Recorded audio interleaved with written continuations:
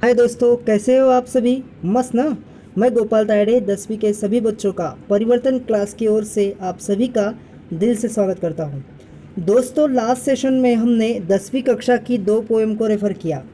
आज हम फिर से बुक्स में बताई गई 2 पोएम को रेफ़र करने वाले हैं, जो कि आपको बोर्ड एग्ज़ाम में पूछे जा सकती हैं। तो दोस्तों, आप तैयार हो? तो चलिए आज फिर से शुरुआत करते हैं। बुक्स में बताई गई इस 2 पोएम को किस तरह से पूछा गया है और इसके पीछे जो क्वेश्चन पूछे गए हैं वो उसका आंसर किस तरह से लिखना है, वो सॉल्यूशन मैं आपको आज बताने वाला हूँ। तो आप तैयार हो? तो चलिए स्टार्ट करते हैं आज का ये पहला क्वेश्चन। दोस्तों, ये पोएम आपको बताने से पहले सबसे बढ़िया चीज़ ये है कि आपके पूरे बुक्स में ये जो पोएम है, टुडे ऑन बस I saw a lovely girls, ये पोएम ग्रेटिट्यूड के बारे में बताई है, जो कि हमारे पास जितना भी है उसके प्रति अगर हम थैंक्स करते हैं तो पूरी दुनिया हमारी है, ऐसा जो पोएटर है उसने इस कविता के थ्रू हम सबको बताया है। तो चलिए इस पोएम का जो पहला क्वेश्चन है उसको हम स्टार्ट करते हैं। सबसे पहले उन्होंने यहाँ पे read the following stanzas and do the activities 5 marks का क्वेश्चन पूछा है। उसमें सबसे पहला क्वेश्चन से उन्होंने पूछा है मैच द फॉलोइंग। ओके, यहाँ पे 2 कॉलम उन्होंने दिए हैं, ए कॉलम एंड बी कॉलम। इस कॉलम को हमको मैच करना है, तो मैं आपको यहाँ पे सीधे आंसर बताने वाला हूँ। तो सबसे पहले मैं यहाँ पे रीड करके देखता हूँ आपको। देखो 1 2 3 and 4। The poet stop to bus the lad who was selling sweets. The poet says the word is mine because the poet talked to lad who was selling sweets them. दोस्तों, ये poem आपको अच्छी तरह से अगर समझनी है तो सबसे पहली चीज़ ये है कि आपको इस पोएम को अच्छी तरह से समझना है। अगर आपको ये पोएम अच्छी तरह से समझ में आई, आपके माइंड में ये पोएम आ गई, तो समझो इसके पीछे जितने भी क्वेश्चंस आपको पूछे गए हैं वो आपको बहुत अच्छी तरह से लिखते आएंगे। तो चलिए मैं आपको यहाँ पे आंसर टिक करके देने वाला हूँ। तो देखो, इसके जो मैच द कॉलम है उसके जो आंसर है वो आंसर कुछ इधर से आने वाले हैं, बी सी डी ए। मैं आपको यहाँ पे लिख के दे रहा हूँ, बी, उसके बाद सी, उसके बाद डी और सबसे लास्ट ए। ओके, आप इसको अच्छी तरह से स्केच कर सकते हो किसी रफ बुक पे, और उसके बाद आपको ये आंसर अच्छी तरह से समझ में आएंगे। तो बी सी डी ए यह इसका आंसर है। फिर से मैं आपको स्केच करके यहाँ पे देता हूँ। देखो, जो पहला आंसर है ये वाला, इसका जो है वो है बी, मतलब कि ये वाला। Okay, B. उसके बाद जो दूसरा क्वेश्चन है उसका जो आंसर है वो है सी। देखो, मैं यहाँ पे टिक करके दे रहा हूँ, ये है सी।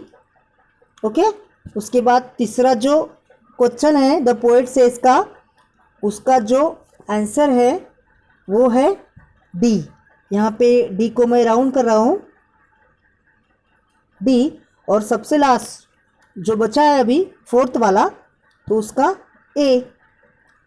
ओके, सो ये हो गए आपके आंसर्स। अभी चलिए नीचे हम देखते हैं क्वेश्चन 2। क्वेश्चन 2 में यहाँ पे complete the following wave diagram.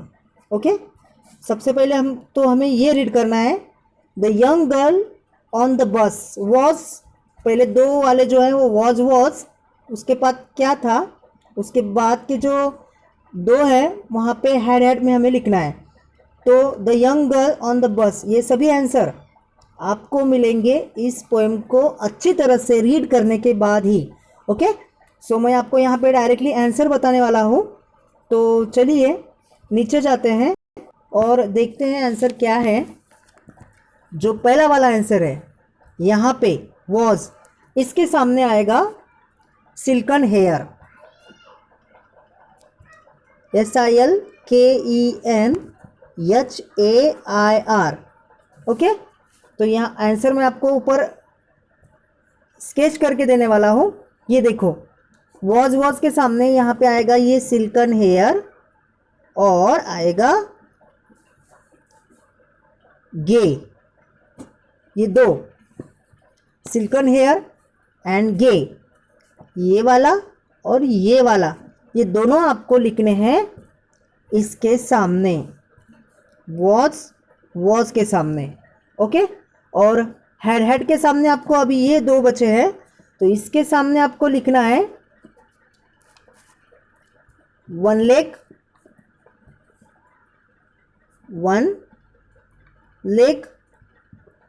मतलब कि the young girl on the bus had one leg, और दूसरे हेड के सामने आपको लिखना है ओवर अ क्रच, WORE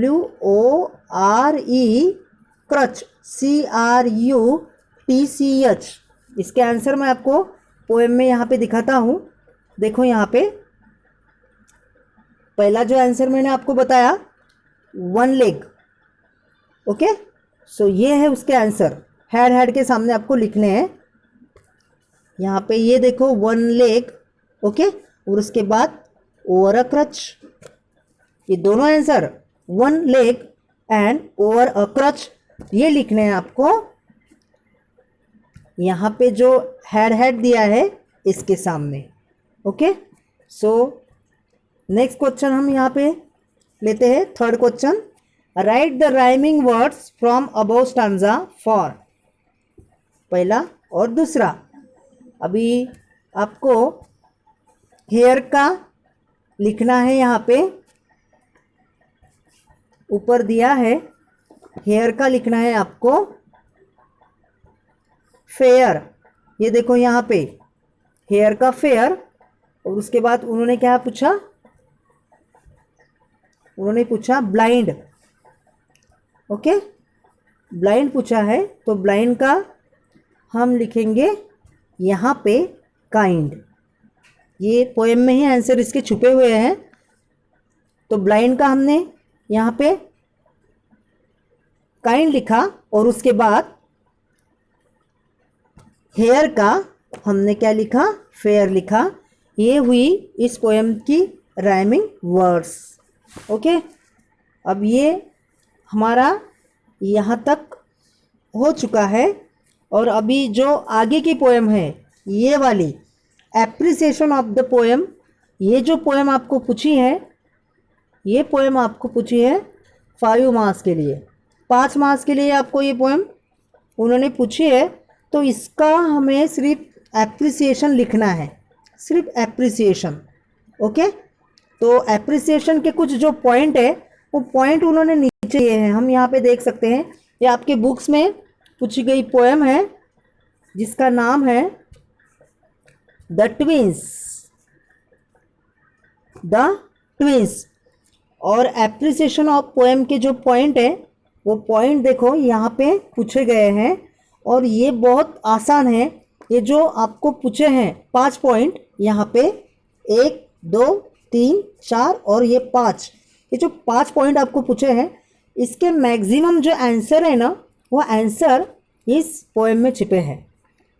देखो पहला पॉइंट हमें क्या लिखना है और क्या पूछा है, यहाँ पे टाइटल में आपको क्या लिखना है, टाइटल में आपको इस पोएम का ये नाम लिखना है,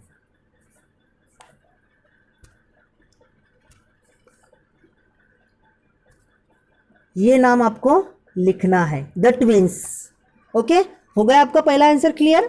ओके, दूसरा क्वेश्चंस हम यहाँ पे देखते हैं, नेम ऑफ द पोएट, इस कविता का कवि कौन है, पोएट कौन है, तो आंसर देखो बिल्कुल यहाँ पे सामने आपको दिख रहा है, ये देखो मैंने यहाँ पे एरो दिखाया है, इसके सामने आपको यहाँ पे लिखना है, इसके सामने ही लिखना है, इसके सामने आंसर आपको इन सभी के सामने लिखने होते हैं।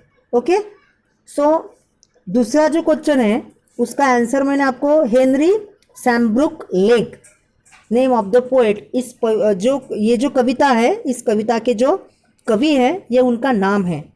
अभी जो तीसरा क्वेश्चन है, वो तीसरा क्वेश्चन हमें पूछा है, देखो यहाँ पे मैं स्केच करके देता हूँ फिर से, राइम स्कीम क्या है इस पोएम की, ये देखो यहाँ पे राइम स्कीम, तो इस पोएम की जो राइम स्कीम है वो आएगी इसके सामने आपको आंसर लिखना है। ये देखो, मैं इसके सामने आपको आंसर लिख के देता हूँ। इसकी राइम स्कीम जो है, सिर्फ आपको इतना लिखना है, ए बी ए बी, बस इतना लिखना है आपको। राइम स्कीम पूछी है ना इस पोएम की, तो आपको लिखना है A B. Third question solve हो गया। अभी जो फोर्थ है, फोर्थ पे हम फोकस करते हैं कि इस पोएम में फिगर ऑफ स्पीच कौन सा है। फिगर ऑफ स्पीच मतलब अलंकार। तो इस पोएम में जो फिगर ऑफ स्पीच है वो मैं आपको यहाँ पे दिखाना चाहता हूँ कि फिगर ऑफ स्पीच यहाँ पे है इन्वर्शन। कौन सा है? इन्वर्शन। तो इसका इन्वर्शन की जो सेंटेंस है, ये सेंटेंस आपको लिखनी है। ये देखो, आप पहली लाइन भी लिख सकते हो यहाँ पे, ऐसा ये पूरी लाइन आप लिख सकते हो। तो इन्वर्शन ये फिगर ऑफ स्पीच है। इसमें और सारे फिगर ऑफ स्पीच है। अगर आपको फिगर ऑफ स्पीच के बारे में जानकारी है तो आप कोई भी फिगर ऑफ स्पीच वहाँ पे लिख सकते हो। ऐसे नहीं कि जो पहले सेंटेंस में फिगर ऑफ स्पीच आया वही आपको लिखना है, बल्कि बीच में भी बहुत सारे फिगर ऑफ स्पीच पूछे हैं उन्होंने, तो वो भी आपके मन से आप लिख सकते हो। ठीक है, अभी आगे जाते हैं। आगे उन्होंने क्या पूछा है, लास्ट वाला क्वेश्चन देखो। Theme central idea about 2 to 3 lines आपको इस पोएम की सेंट्रल आइडिया लिखनी है या फिर थीम लिखनी है। 2 मार्क्स का क्वेश्चन है। तो मैं आपको यहाँ पे बताने वाला हूँ कि इसकी सेंट्रल आइडिया क्या आएगी। अगर आपके पास समय है तो आप लिख सकते हो। मैं आपको यहाँ पे बताना चाहता हूँ। तो आंसर कुछ इस प्रकार से आपको लिखना है। देखो, इसके सामने आप आंसर लिख सकते हो। तो वहाँ पे आप लिख सकते हो कि the central idea of this poem is the problem face by one of the identical twins. This problems create so many issues and effects. फिर से अगर आपको समझ में नहीं आया तो फिर से मैं आपको बताता हूँ कि इस पोएम की जो थीम सेंट्रल आइडिया है वो ये है। The central idea of this poem is one problem face by one of the identical twins, यहाँ पे full stop. This problems creates so many issues and effect. Okay, so दोस्तों, ये हुई हमारी दूसरी पोएम। तो आगे जो आना है वो बहुत इंटरेस्टिंग है, क्योंकि अभी तक तो कुछ भी नहीं। सामने आपको सबसे लास्ट में, एग्जाम में सबसे लास्ट में आपको राइटिंग स्किल लिखना होता है, जो कि सबसे ज़्यादा एनर्जी आपकी खुद की लगती है कि आप मन से कितना लिख सकते हो। तो दोस्तों, अभी तक हमने 4 पोएम है, वो पोएम के बारे में हमने डिस्कस किया। आगे हम राइटिंग स्किल के बारे में डिस्कस करेंगे। तब तक के लिए आप स्टडी करते रहिए। और अगर आपकी कुछ प्रॉब्लम्स है तो आप मुझे कमेंट्स में ज़रूर बताएं। और अगर आपको कोई प्रॉब्लम्स है, इशू है पोएम के बारे में या लेसन के बारे में, तो आप मुझे ज़रूर बताइए। ठीक है, थैंक यू।